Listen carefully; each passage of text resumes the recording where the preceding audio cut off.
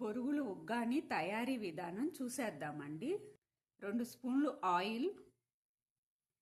Oil వేడయ్యాక 1 spoon పచ్చెనపప్పు, 1 spoon మినపప్పు, 1 spoon ఆవాలు, 1 స్పూన్ జీలకర్ర వేసుకోవాలి.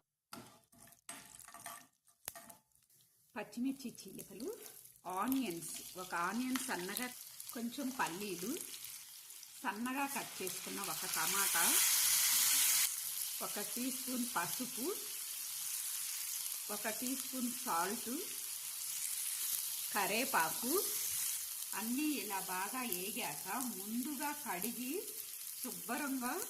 శుభ్రంగా కడిగేసుకున్నాక గట్టిగా ఉంచుకున్న బొరుగులు, పుట్నాలు, ఎండుమిర్చి, ఎల్లుల్లిపాయ మిక్సీకి పెట్టిన పొడండి. ఇలా చాలా ఈజీగా తయారీ చేసుకోవచ్చు.